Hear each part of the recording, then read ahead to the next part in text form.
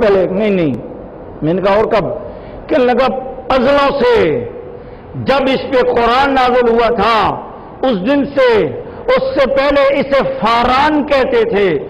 جب سے قرآن آیا اس دن سے اس پہاڑ کا نام جبل نور ہو گیا ہے. میں نے کہا واہ واہ واہ سبحان اللہ. سارا قرآن میں آیا؟ کہنے لگا نہیں جی نہیں، غار حرا میں تو صرف 5 آیتیں آئی تھیں.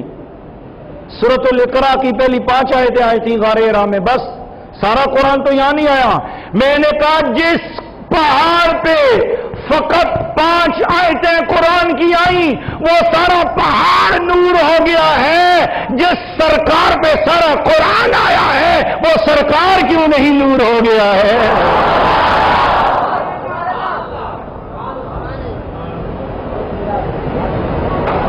قرآن پتھر کے ساتھ لگا تو اس نے پتھر کو نور بنا دیا. قرآن پتھر کے ساتھ لگا تو پتھر کو جبل نور ہو گیا. پتھر کو نور بنا دیا. نور نہیں ہے. مستنصر حسین تارڑ سے پوچھو، اے مستنصر حسین تارڑ، غار حرا میں بجلی نہیں، غار حرا میں ایئر کنڈیشن نہیں، غار حرا کے اندر آج بھی کارپیٹ نہیں بچھا ہوا، اور تیرے پاس تو بڑی سہولتیں ہیں، تو ہوٹلوں میں رہنے والا، کیا ہوا تجھے گرمیوں کے اندر؟ تو اس غار حرا میں ایک رات کیوں گزارنے گیا تھا؟ اس کی ایک کتاب ہے، پڑھیے، اس کا نام ہے غار حرا میں ایک رات. وہ کتاب پڑھنے سے تعلق رکھتی ہے. جب بھی میں نے پڑھی میری آنکھوں میں آنسو جاری ہو گئے. مستنصر حسین تارڑ، کیا بات ہے، نہ وہاں ایئر کنڈیشن، نہ وہاں پر لائٹ ہے، نہ وہاں پر بجلی، نہ وہاں پر گیس، نہ وہاں پر کوئی سہولیات، نہ وہاں پر کوئی ٹھنڈے مشروبات، نہ وہاں پر کوکا کولا، نہ وہاں پر پیپسی. زمین پر جو سہولتیں ہو سکتی ہیں اور میں سے کوئی سہولت وہاں نہیں، لیکن تو وہاں پر رات گزارنے کیوں گیا؟ اس نے کہا پیپسی میں ذائقہ ہے، نور نہیں. ماں کوکا کولا میں ذائقہ ہے، نور نہیں. آئس کریم میں ذائقہ ہے، نور نہیں. ہو سکتا ہے کوئی دنیا کا کھانا کھاؤں اس میں کھانا ہو مگر نور نہ ہو سکتا ہے کارپیٹ میں بیٹھوں کارپیٹ میں آرام ہو، نور نہ ہو سکتا ہے ایئر کنڈیشن میں بیٹھوں ٹھنڈک ہو مگر نور نہ ہو سکتا ہے تیز ترین لائٹنگ میں بیٹھوں اس میں روشنی تو ہو مگر نور نہ ہو.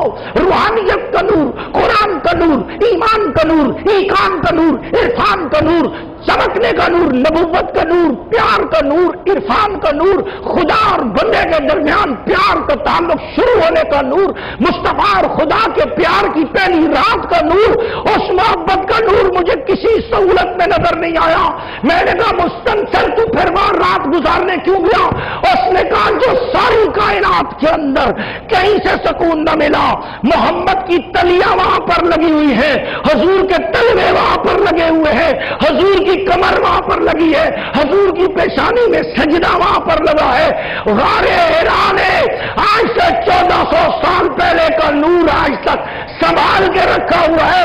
رات اس لیے گزارنے گیا کہ 40 سال تک مصطفیٰ یہاں رات گزارتے رہے ہیں، میں بھی رات گزاروں، شاید میرے کالے دل کو بھی وہاں کا نور نصیب ہو جائے.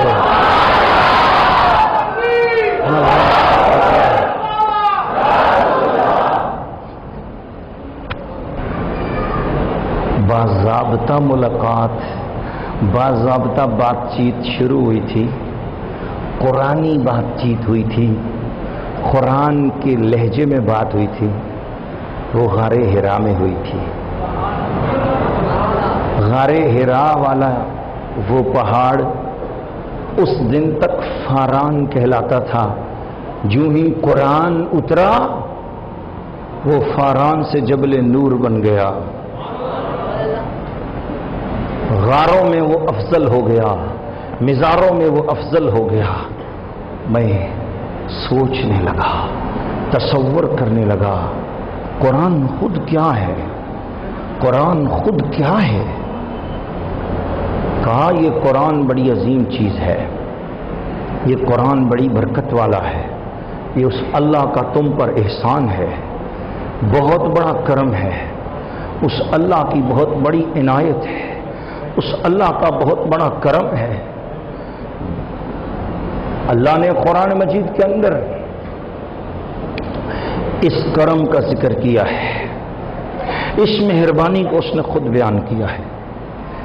دنیا والے بتاتے ہیں، مفسرین بتاتے ہیں، علماء بتاتے ہیں، خطباء بتاتے ہیں، بزرگ بتاتے ہیں، اللہ والے بتاتے ہیں، ہمیں تاریخ بتاتی ہے، ہمیں سچ بولنے والے بتاتے ہیں، ہمیں صحیح رہنمائی کرنے والے بتاتے ہیں۔ انجیل آئی تھی تو وہ بھی رمضان کے مہینے میں، تورات آئی تھی وہ بھی رمضان کے مہینے میں، زبور ملی تھی رمضان کے مہینے میں، صحف ابراہیم ملے تھے رمضان کے مہینے میں، صحف موسیٰ ملے تھے رمضان کے مہینے میں، یوسف کو کلام ملا رمضان کے مہینے میں، یعقوب کو قرآن ملا، یعقوب کو رب کا کلام ملا رمضان کے مہینے میں، آدم علیہ السلام کو کلمات ملے رمضان کے مہینے میں، سلیمان علیہ السلام کو نشید ملے رمضان کے مہینے میں، حضرت داؤد علیہ السلام کو حمد ملی رمضان کے مہینے میں، حضرت ذوالکفل علیہ السلام کو تحمید و تذکیر ملی تو رمضان کے مہینے میں، حضرت الیسع علیہ السلام کو نصیحت ملی تو رمضان کے مہینے میں، حضرت ذوالقرنین کو رہنمائی ملی رمضان کے مہینے میں، حضرت بلیہ بن ملکان خضر علیہ السلام کو خضری علوم عطا ہوئے رمضان کے مہینے میں، موسیٰ کی خضر سے ملاقات ہوئی رمضان کے مہینے میں، رمضان کے مہینے میں کلام اتارتا رہا رمضان کے مہینے میں۔ مولا ذکر بھی کرنا کہ رمضان کے مہینے میں میں نے انجیل نازل کی، فرمایا نہیں، اس کا ذکر تاریخ میں چھوڑ دیا کہ میں نے آسمان سے جتنی آسمانی کتابیں نازل کی اس کو ہم نے رمضان میں نازل کیا، مگر اہمیت اس کی نہیں۔ مولا پھر کس کی ہے؟ فرمایا شہر رمضان الذی انزل فیہ القرآن، رمضان میں سارے صحیفے آسمان سے اترے، ساری کتابیں آسمان سے رمضان میں اتری، مگر رمضان کی عزت میری نظر میں اس وقت سب سے زیادہ بڑھ گئی جب میں نے رمضان کے اندر اپنے حبیب پر قرآن نازل فرمایا۔